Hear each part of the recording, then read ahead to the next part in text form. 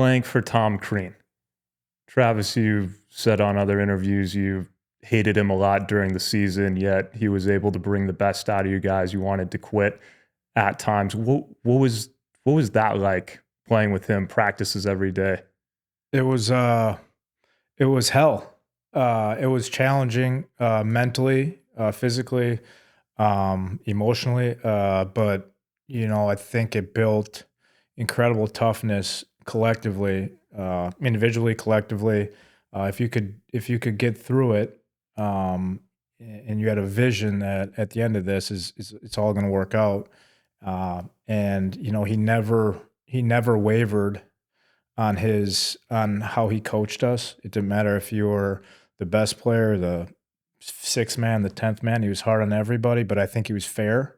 And you had to bring it. The greatest thing that he ever did was he had an incredible energy about him that he brought every single day, and that's a skill. And I always marveled at his energy level. And sometimes it could be really tough on us.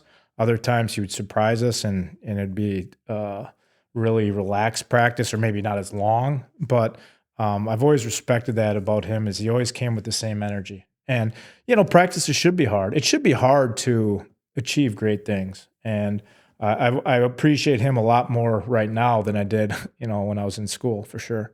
Is there any specific story that stuck out to either you with him?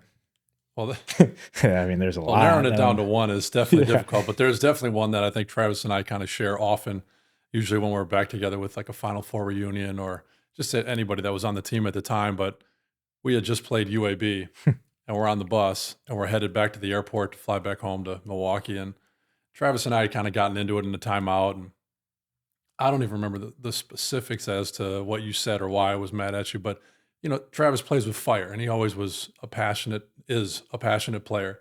And so he said something in the huddle, and he just wants to win. He's just trying to get me going. And I don't remember how I responded, but I said something back to him. And I think at the end of the day, Coach Crean always wanted me to be more of a fighter and to stand up for myself more and to be more of a leader. And, Travis, I think very much more naturally kind of had that fire, led by example. But in that moment, it felt to me like, all right, well, you know what? Like, he's saying something to me that I don't like, and I'm going to go back at him. And we're in this game where UAB's got the fastest 40 minutes in basketball. They're pressing us all over.